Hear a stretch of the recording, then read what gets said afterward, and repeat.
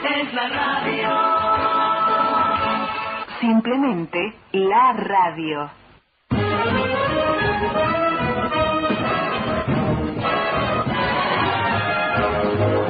Hoy martes 6 de octubre de 2009. Seguimos en la segunda hora de Hablando de Seguridad. Primer programa radial dedicado exclusivamente a la problemática de la seguridad. Nuestro lema: no para mal de ninguno, sino para bien de todos. 15 días aproximadamente atrás, la licenciada Laura Echarren, a quien la audiencia conoce porque hemos conversado con ella en muchas oportunidades, publicó su libro Esperando las Maras. Hace aproximadamente 15 días que está en el mercado. Ustedes saben que la licenciada Laura Echarren es socióloga, es analista de medios y especialista en maras. Y las maras no son una banda, no son una pandilla, no son una tribu urbana, porque a veces estos conceptos se confunden. Desde luego que Laura Echarren lo va a explicar con todo detalle, porque ese es el desarrollo que hace en su libro, y enmarca esto en un contexto internacional, pero dándole el privilegio a Centroamérica y a América del Sur, sin descartar, por supuesto, los Estados Unidos de Norteamérica y algunos países europeos.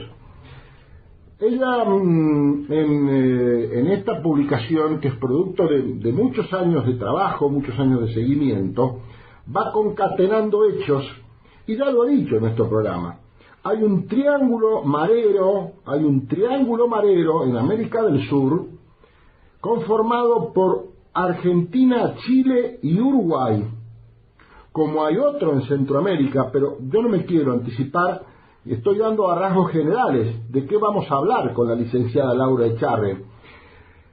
Algunos subtítulos, capítulos de su libro: aspectos teóricos de un problema coyuntural, bandas y maras, el crimen organizado, etiquetas selectivas. De esto también hemos hablado del labeling approach, que uno tiende a etiquetar. El mundo de las pandillas, las maras y las tribus urbanas. Esta enunciación ya nos hace ver que no son la misma cosa, por supuesto. Habla del estado embrionario de maras y habla de nuestro país. Después habla en su capítulo hacia la toma de conciencia. ¿A qué nos está faltando? ¿Qué tendríamos que hacer? ¿Qué tendría que hacer el Estado argentino? Y posteriormente epiloga su publicación. Esta publicación editada por la editorial Catálogos y se denomina así Esperando las Maras, autora la licenciada socióloga Laura Echarren. Y en la segunda página ella habla de que esto es un ensayo preliminar. Realmente es un trabajo enjundioso de Laura Echarren. Es una joven mujer muy joven. Es realmente una estudiosa del tema y comprometida absolutamente, y muy valiente, como siempre digo, y recomiendo la lectura de este libro, que ya está en todas las librerías: Esperando las Maras, estado embrionario en la Argentina. Vamos a tratar de sacar la comunicación con la licenciada Laura Echarren, y vamos entonces a la primera pauta de esta segunda hora de Hablando de Seguridad.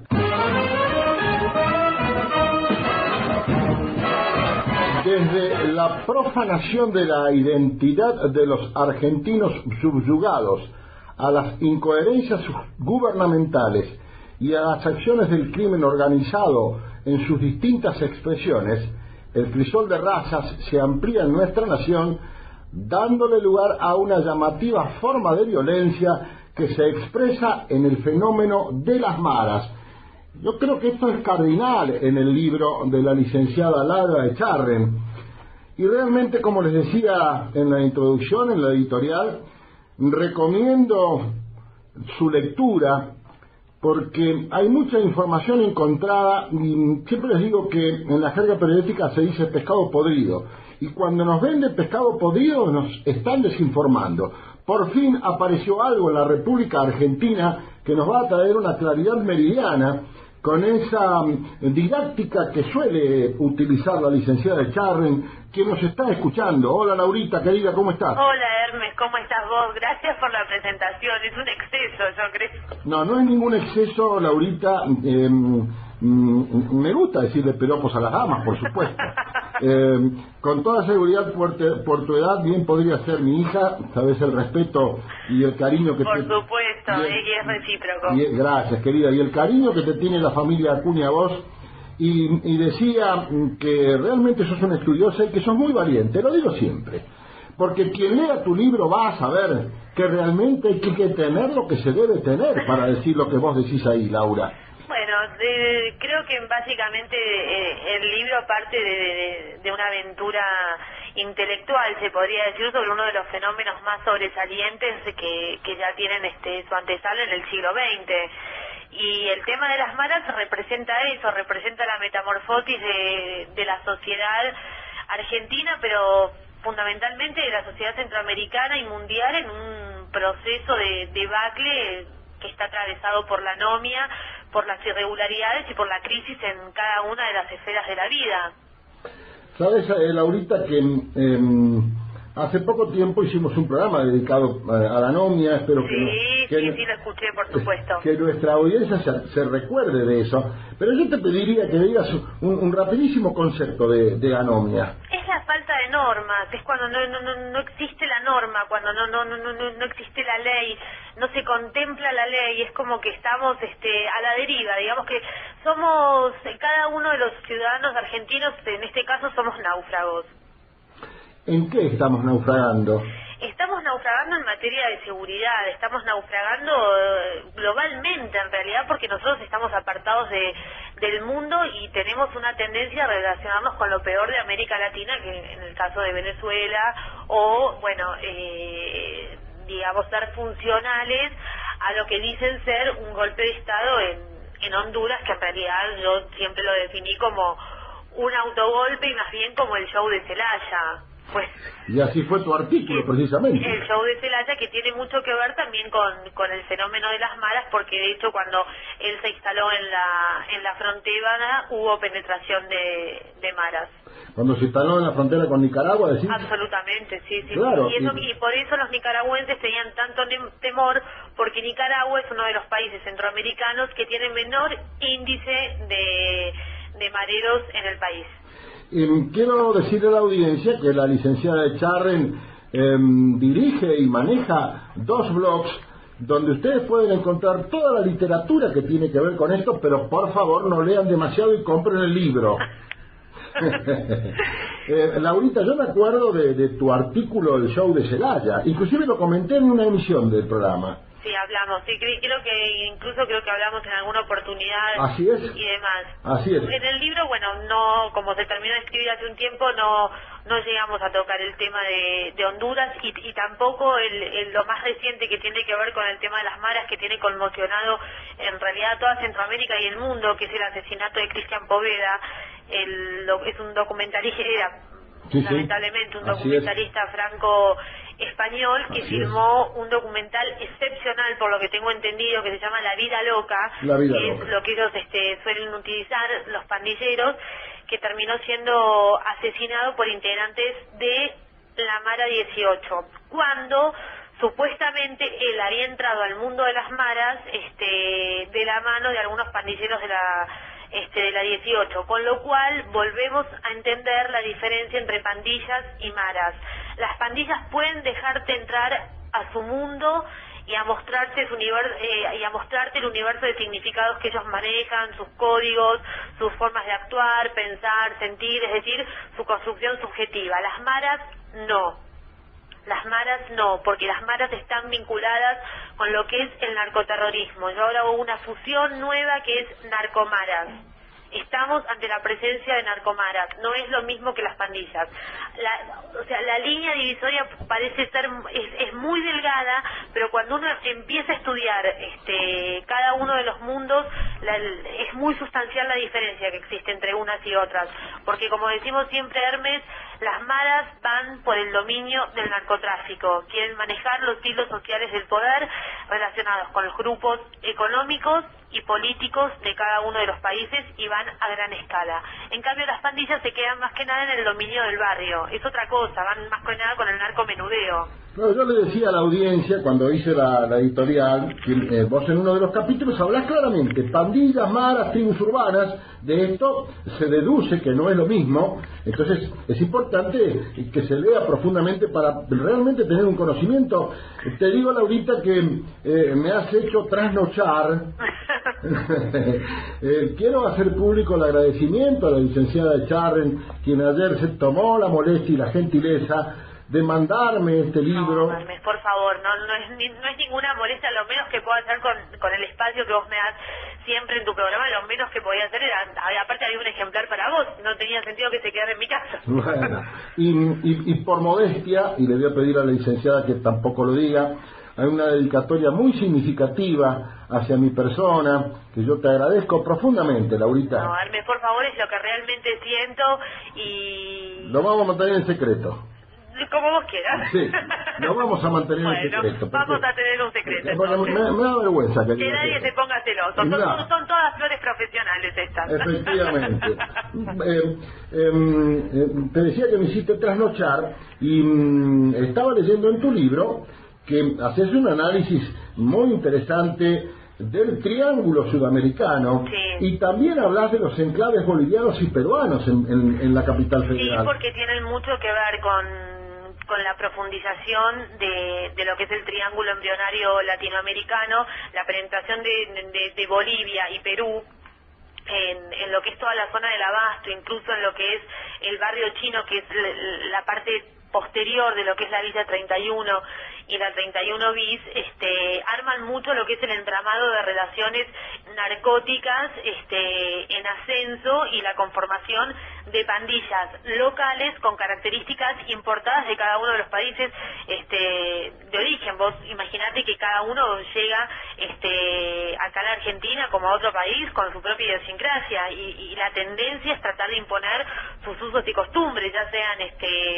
con lo que tiene que ver con la vida cotidiana o bien con lo que tiene que ver con el crimen. Eso es algo que siempre se da. De hecho, mucha gente aquí en Argentina, muchos pandilleros en ascenso se han ido por distintas vías a México para ser adiestrados por ex integrantes de ejércitos de élite, en el caso de los Zetas en México. Sí, leí con mucho interés el caso de los guatemaltecos. Y también quiero decirle a la audiencia, Laurita, que vos has tocado un tema de lo que se conoce desplazamiento del delito en la prevención situacional. Hay un desplazamiento del delito cuando se da ciertas situaciones, como fue la deportación de tantos salvadoreños hace unos años de Estados Unidos. Bueno, eso sucede cuando surgen las guerras civiles y todos se van a los Estados Unidos. Ahí se empiezan a conformar las pandillas que después se empiezan a tomar cuando son deportados de los Estados Unidos a sus países de orígenes, empiezan a conformar ya lo que son más las maras propiamente dichas vinculadas a los narcoterroristas. Eso te iba a decir, Laurita, esto está íntimamente relacionado con el narcoterrorismo. Absolutamente, por eso ahora la fusión que yo hago es hablar de las narcomaras, porque de hecho también si uno se acerca y las fuentes que yo tengo, si uno, por ejemplo, vamos a la frontera de México y Estados Unidos, también hay disputa entre las maras y los narcotraficantes, porque no todas las maras se fusionan con los narcotraficantes. También hay una diferenciación entre ellos que tiene que ver fundamentalmente con una cuestión de poder. Por eso no podemos decir que las maras en su mayoría son emergentes de la pobreza o la marginalidad, porque jamás podrían tener la logística que tienen y tampoco la industria de armas con las cuales se manejan las maras. Laurita, vos decías, hablabas de poder. Mi pregunta es, ¿el poder por el poder o el poder para lucrar con el delito, con el crimen organizado? Creo que las dos cosas están íntimamente relacionadas. Es el poder por esa cuestión de sentir, de experimentar un sentimiento de pertenencia, de dominación. Está la teoría de la dominación, claro, de querer dominar, y también lucrar con el crimen organizado y manejar todos los hilos del poder que tienen que ver también con lo que son los grupos terroristas, del tipo que si bien no está tratan de poner ciertos velos, ciertos mantos de piedad, pero yo siempre hablo de la alcaedización centroamericana, que tiene que ver con todo este tema de los vínculos de las maras con Al-Qaeda, ETA, con grupos terroristas de ese tipo. Me gustó mucho, Laurita, cuando hablaste del Estado jovesiano. Y bueno, se lo vamos a explicar a la audiencia. ¿Cuál es el concepto de Estado jovesiano? Fundamentalmente es el estado de naturaleza, es el estado de lucha de todos contra todos. Todos estamos a la espera de que lo peor, de que lo malo pueda pasar. Entonces vivimos en un estado de desconfianza permanente, y ahí es cuando yo en el libro trato de ensamblar un poco con lo que es la Argentina de Hamlet, y que más o menos vivimos en una Argentina, estamos viviendo en una Argentina trágica, en un mundo trágico. De hecho, yéndonos un poco de las malas, vemos lo que está pasando hoy en Argentina, los colegios tomados, las facultades, los chicos durmiendo en un colchón, los padres que no, o sea, es como que todo parece ser que es sólido, pero en realidad es absolutamente volátil. Te digo, Laurita, con toda modestia lo digo porque tal vez yo no sea el más indicado para decírtelo, me pareció brillante esa comparación con el Estado jovesiano. Realmente me parece brillante. Yo te lo agradezco, la verdad que esas son cosas que me han quedado de la Facultad de Ciencias Sociales, que hoy por hoy está tomada, pero realmente es una facultad que hay grandes talentos, hay grandes profesores. La verdad que haber estudiado ahí es un orgullo, más allá de no estar de acuerdo con las cosas que suelen pasar, digamos, seguro. Con esos mecanismos de lucha, porque también entramos en eso, se puede luchar de muchas maneras sin desprestigiar, y estamos desprestigiando mucho a la Universidad de Buenos Aires, cuando de la Universidad de Buenos Aires salen pero talentos increíbles que no tienen nada que ver por ahí este caso, pero bueno. No tenemos ninguna duda de eso, Laura. Me encantó, porque a mí me gusta mucho la sociología. Me encantó tu descripción de la escuela de Chicago, tu referencia a Merton, a Durkheim, a Weber, a Marx. De la desviación y de cómo se termina etiquetando a una persona como delincuente. Es lo que pasa ahora. Por eso han fracasado tanto los planes que se elaboraron en Centroamérica, que es la gran disyuntiva de los gobiernos centroamericanos, es como todos los planes que se aplicaron para erradicar a las maras tuvieron un efecto boomerang, un efecto rebote. O sea, lo que hicieron fue potenciarlas, porque nunca barajaron la posibilidad de que maras, pandillas, tribus y chicos en banda no son lo mismo. Entonces, para cada una de esas agrupaciones, la ignorancia de los gobiernos de turno, de los encargados de salvaguardar el bienestar de la sociedad, les es absolutamente funcional para seguir expandiéndose en los territorios en los cuales se manejan. Sí, y no viendo tan lejos, también te hablas de la oprobiosa gestión arlaniana en la seguridad en la provincia de Buenos Aires. Sí, la verdad que la provincia de Buenos Aires, yo, sinceramente me cuesta entender cómo es posible que vengamos arrastrando tan pésimas gestiones. Porque son pésimas gestiones, no es que son malas, son pésimas gestiones, porque no se sabe qué hacer con la inseguridad, porque también, y esto suena a veces muy duro, pero lo que pasa es que a veces las maras, el mismo crimen, está dentro de la policía. A veces sí. Eso es un problema, porque tenemos el buen policía y también tenemos el mal policía, o tenemos el policía que fue apartado, como en el caso de la gestión de Arlanian, que habían apartado de la fuerza a más o menos 500 efectivos. No, 309, Laurita. Bueno, los habían apartado de la fuerza, y esos mismos policías que fueron apartados de la fuerza, como conocen todo el movimiento de la provincia de Buenos Aires, que es el gran semillero embrionario de maras en la Argentina, van a cooptar chicos que no tienen la cabeza destruida por el Paco, entonces los empiezan a alinear para empezar a conformar lo que son estas pandillas en ascenso, porque no hay maras, pero sí hay estado embrionario. Entonces ese es el gran problema que tenemos. Tratemos de ser justos y no caigamos en lo que criticamos no etiquetemos porque no con todos pasa lo mismo. Absolutamente, por eso decimos, o sea, lo que tenemos es un gran problema dentro de la policía porque tenemos el buen policía como el mal policía. Ese es el problema que hay. Es un problema común a todas las instituciones y absolutamente, absolutamente. A todos los conglomerados de personas. Porque no se ha logrado depurar, bueno, porque además tenemos una policía que no está bien paga, faltan instrumentos, faltan herramientas, y de hecho conozco casos de policías que han querido, poner un freno a todo lo que tenía que ver en la zona de La Matanza y han tenido problemas con la misma gestión. Claro, fíjate vos, Laura, que vos lo mencionás en tu libro, también acá hay un gran compromiso político que es innegable no decirlo. Aquí hay un gran compromiso político en todo esto. Y vos lo describís muy bien en tu libro, no solamente en la provincia de Buenos Aires de la República Argentina, sino en otros países del mundo. En otros países del mundo hay una policía totalmente corrupta. No, y yo hablo de la esfera política. Bueno, pero porque está totalmente, a ver, si nosotros tenemos una policía que depende del Ministerio del Interior, el Ministerio del Interior, ¿cómo está en el caso argentino y en el caso de otros? O sea, es lamentable. A eso me refiero, o sea, es muy triste que una fuerza como la policía, que tanto, bueno, viste lo que era antes, o sea, uno por ahí decía, andá y algo muy simple, cuando tu mamá te decía cuando eras chica, si te perdés, andá y pregúntale al policía. Era muy lindo por ahí pensar eso. Ahora estamos en un problema, porque también muchos policías que fueron apartados de la fuerza siguen utilizando el uniforme para delinquir.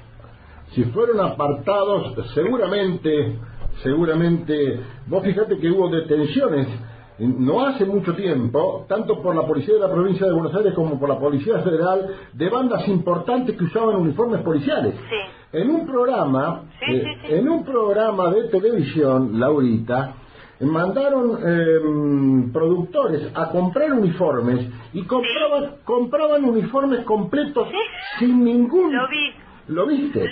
Pero realmente... Es terrible. Bueno, esa misma gente es la que bastardea a la policía. E incluso desde el mismo gobierno también se bastardea a la policía, porque si el gobierno no implementa un plan de seguridad para que la policía lo gestione, la policía no lo puede hacer. Pero por supuesto, Laura, fíjate vos que la conducción de cualquier fuerza de seguridad tiene dos vertientes. Una vertiente política, como tiene que ser, y una vertiente operativa. Yo siempre me pregunto, ¿el político escucha al operativo, que es el que realmente sabe? ¿Y el operativo tiene la capacitación y idoneidad suficiente como para transmitirle al político lo que se debe hacer? No. Justamente. No. Por eso tenemos estas políticas erráticas de hace tanto tiempo. Menos con este gobierno. Porque acá, como ya lo hablamos muchas veces en tu programa, Hermes, todo lo que tiene que ver con a ver, hay algo que es muy claro. Para el demócrata, para el progresista, todo lo que tiene que ver con ley, norma, represión entre comillas, porque también, o sea, hay que ver cómo tomamos la palabra represión. No es reprimir, ir y moler a palos a todo el mundo, porque sí, no. Represión entre comillas, la represión bien entendida, poner un freno, poner un coto a una situación que se está desbandando. También hay que ver eso, porque si no se hace eso, bueno, pero acá con este gobierno también estamos atrapados, estamos en un laberinto que todo lo que tiene que ver con eso, bueno, es sinónimo de década del 70 o de la gran tragedia argentina y latinoamericana durante aquellos años. Laurita, fíjate vos que el mismo Código Penal dice, será reprimido con... Y entonces habla de las penas de privación de la libertad, de multa o inhabilitación. Se le ha dado al término represión una connotación política. Eso está claro. Absolutamente. Hay muchos llamados para vos, Así que, licenciada, ahí va. Son unos cuantos. A ver, me encanta. La señora Mariana de Martín Coronado vio un documental sobre maras y le causó mucho temor. ¿La licenciada supone que en nuestro país puede llegarse a esto? Bueno, ¿el contexto ahora o el contexto? Ahora mismo, Laurita. Bueno, estamos en estado embrionario de maras, y con todo lo que estábamos hablando recién, se desprende que si no tomamos conciencia y no tenemos También, ¿sabes qué pasa, Hermes? Tenemos que reforzar las políticas migratorias. Acá tenemos fronteras permeables para todo. Absolutamente. No tenemos radares. Así es. Entonces, si la penetración de gente de otros países que vienen a la Argentina a delinquir porque ya fueron detectados en sus países nativos, vienen a la Argentina a formar estos semilleros y a captar chicos que ya están con una tendencia al delito, sí, por supuesto. Por supuesto que, lógicamente, que vamos a tener maras con características locales, con una claro. génesis local, pero que va a tener mucho de lo aprendido en Centroamérica, porque de hecho cuando se pasan los documentales y se habla, no se hace bien. Hoy cualquiera que se pone un tatuaje no es un marero. Así es. Atención, aparte de hecho, las maras hoy por hoy no se quieren tatuar porque las maras ahora son las narcomaras. Exactamente. Entonces un narco nunca se va a poner algo distintivo. Hoy un marero puede ser cualquier transeúnte que ande por la calle vestido de traje y corbata como si nada, con jeans, zapatillas, caminando por cualquier cosa. No es como antes. Esto es como el psicópata, parece uno más y es el mejor vecino del barrio. Absolutamente, por eso podemos tener, podemos llegar a tener maras con características locales y algunas importadas, sí. La señora Silvia de Villa Pueyrredón, ¿qué significa mara? ¿Cuál es su origen? ¿Cuál es su accionar?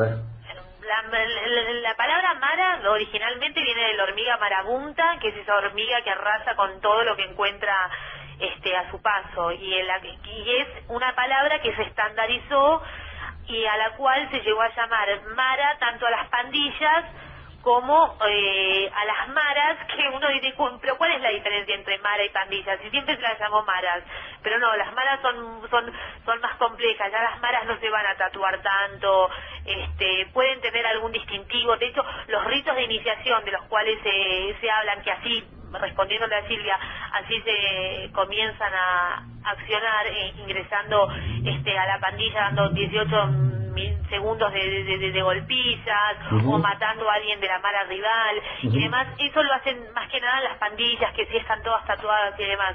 En el tema de las maras propiamente dichas, ya van un poco más. No le vamos a decir a la audiencia qué significado tiene la letra M para que compren el libro y lo averigüen. La señora Marcela de Devoto felicita a la licenciada por tratar un tema tan delicado y tener la valentía de hablar sobre ello. Fuerza y adelante. Bueno, gracias. La verdad que no tengo más que palabras de agradecimiento. Falta Laurita. Y dice, y encima por la voz, es una persona muy joven. Es un ejemplo. Bueno, igual son 32 años, tampoco tan chica. Laurita, ¿hiciste llamar a tu tía? No, no tengo tía. No tengo tía. Bueno, querida, otra pregunta de la señora Mirta de San Andrés. ¿Hay mujeres dentro de las maras? Sí, dentro de las pandillas hay mujeres. Dentro de las maras, no tanto. Suelen usarlas como mulas, pero dentro de las maras. Dentro de las pandillas, la vida de la mujer es bastante efímera, porque son tomadas como objetos sexuales o bien como señuelos para distraer a alguna persona o algo, como para poder hacer algún plan de lucha. Pero es muy corta y muy cruel la vida de la mujer dentro de la pandilla. En la mara, al estar vinculada con el narcotraficante por lo general solamente las quiere para hacer transporte, para hacer de mulas. Claro. Puntos suspensivos, porque así compran el libro Esperando las maras, estado embrionario en Argentina. Editorial Catálogos, autoría de la licenciada Laura Echarri. Tenemos otra llamada del señor Juan de San Isidro. Felicita a la licenciada por su esclarecedor libro. El señor Chito de San Martín felicita por el programa. ¿Cómo se puede hacer para que este tema sea conocido y proteger a la juventud? Bueno, la verdad que cada vez el fenómeno de las maras se está difundiendo mucho más. De hecho, el otro día en Canal 9 hicieron un informe basado en un informe que ellos habían hecho en el año 2006. Lo ampliaron, lo ejemplificaron, tomaron algunas partes de mi investigación en el blog. Me parece que a partir de la difusión, pero ojo, una difusión con conciencia, porque eso es un arma de doble filo. Todos sabemos, y de hecho cuento en el libro, la funcionalidad que los medios de comunicación tienen para fomentar el terrorismo. ¿Te puedo interrumpir, Laurita? Sí.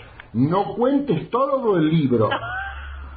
No cuento. Acotado. No, acotado. Bueno, pero tiene mucho que ver con esto. Hay que informar con la medida justa y no tomar, porque el fenómeno de las maras es muy atractivo. Es atractivo para el que lo investiga, es atractivo para el que lo lee y es muy atractivo visualmente. Te cuento, Laurita, que cuando hice mi posgrado, una de las tesinas fue precisamente en maras. Y realmente, lo decís muy bien, es atrapante esto. Es muy atrapante, tiene como...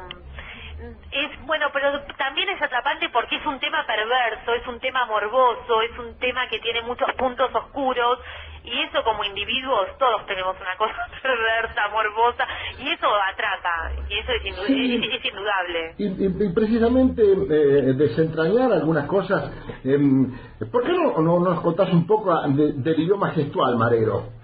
El idioma gestual es bastante difícil de contar porque más que nada hay que verlo. Fundamentalmente es en España, los Latin King y los Nietas, que son pandillas de nicaragüenses, ecuatorianos y puertorriqueños que entablaron sus sucursales, sus filiales en España, fundamentalmente en Barcelona, que es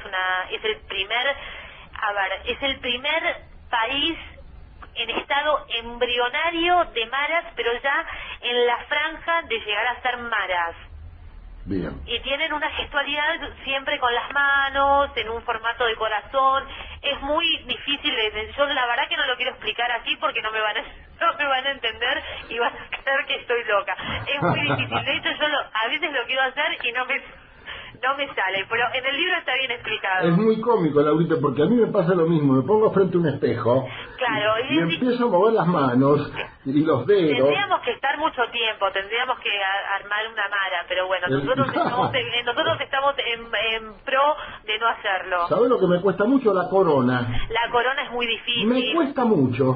Sí, no, es muy difícil, pero está en el libro, así que los que lo vayan a leer, se van a poder nutrir también un poco de todo lo que tiene que ver con todos esos condimentos que tienen las pandillas y después, bueno, las tribus urbanas que ahí tenemos los frigans, los floggers, bueno, hay varias cosas. Vos sabés, Laurita, que en el lenguaje tumbero, como se dice en la jerga habitualmente, en los institutos carcelarios, los internos también hablan con un idioma gestual con las manos. Sí, por supuesto. Que es absolutamente distinto al idioma gestual marero. Sí, absolutamente. Es muy parecido al lenguaje de los sordomudos. Sí. Muy parecido, pero la variante está en el berre canero, como se le dice. Al revés, pero canero. Claro. Que es bastante difícil y la vertiginosidad que utilizan para comunicarse, si uno realmente no está habituado cotidianamente, es muy difícil de interpretar. Te quedan cosas dando vueltas. Decía, bueno, porque es toda una nueva cultura, son códigos. Bueno, las cárceles tienen eso. De hecho, en El Salvador está la cárcel de la Mara 18, Ajá. que es una cárcel donde están todos los mareros, todos los pandilleros, mejor dicho, de la pandilla 18, que bueno, la verdad que es un lugar que alarma por la violencia que hay. De hecho, era una pandilla, era una cárcel, una institución penitenciaria compartida, pero era tan sanguinaria cuando se juntaban la Mara Salvatrucha, claro, con la M18, que bueno, terminó siendo porque ya termina siendo como un aguantadero prácticamente. Claro, tengo entendido, Laura, vos me corregirás, que esta prisión está en territorio de la 13. Claro. Fíjate vos. Sí. Y los alojados son de la 18. Son de la 18. Así que la muerte por eso está... la guerra de la adentro con de la afuera. Exactamente. Por eso te iba a decir, la muerte está a la puerta de la institución. Absolutamente, sí. Y tenemos muchas preguntas. Susana no da abasto. Elisa de San Martín. ¿Por qué no se toman recaudos en nuestro país si sobre este tema se habla desde hace tiempo, aproximadamente 5 años? ¿Esto es así, licenciada? Sí, es cierto.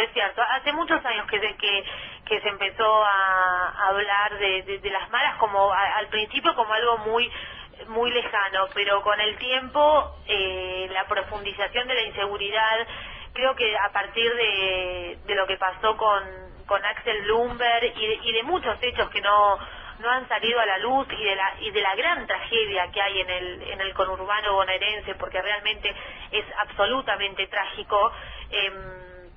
Empezó todo este problema, pero hay una tendencia, hay una negación compulsiva al hablar de las maras, porque no se entiende que nadie está diciendo que haya maras en Argentina sin un estado embrionario. De hecho, entre los mismos sociólogos, entre otros investigadores y que estudian todo esto, también tenemos nuestras disyuntivas. De hecho hay un libro de Oscar Terminielo, que es un ex comisario, creo que retirado, que también escribió un libro de las tribus urbanas a las maras, una cosa así, y bueno, tenemos puntos de vista en los que coincidimos, en los que no, pero hay que entender que uno no es caprichoso esto es decir que hay un estado embrionario de maras, que no significa que haya maras. Ahora, si seguimos por esta vía, sí vamos a tener maras, como respondíamos antes, con características locales e importadas, pero eso es un trabajo que se tiene que hacer a partir de la toma de conciencia, que puede sonar como algo